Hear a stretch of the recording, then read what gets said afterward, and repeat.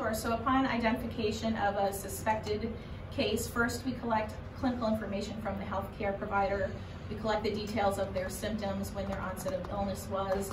We then would go to the individual and ask them about what their potential exposure was to this virus. We want to know if they are a traveler, if they came into contact with a potential case.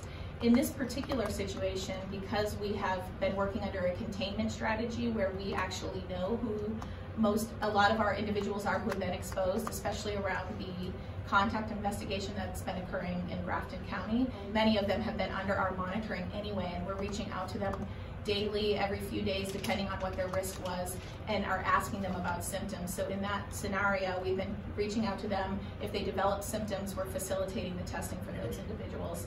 If one of those becomes positive, we do the same process where we then ask them about all of their close contacts if they were not in quarantine at the time that they developed symptoms.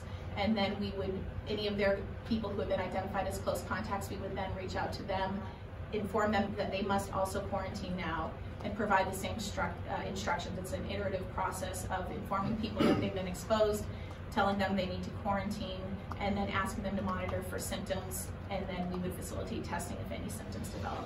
What we have from our public health investigation is a clearly identified what we call chain of transmission.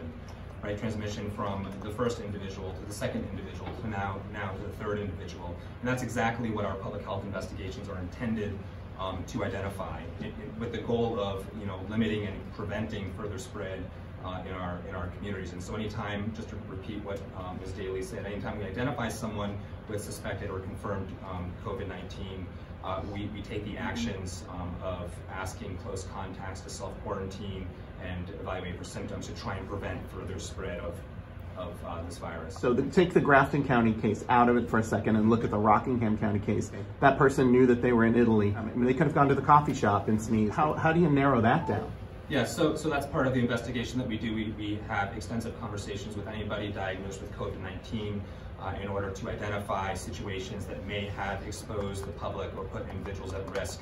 And when we have information to share on those investigations, we will share it. Certainly we will be reaching out to individuals that we identify who have had direct contact with someone positive for COVID-19 to make sure that they're not in the public space. Yeah, I just would like to add that this process of our contact investigation is what we do every day. We conduct over 8,000 investigations for all types of infectious diseases in the state that are reportable to us, and so this is the bread and butter of public health.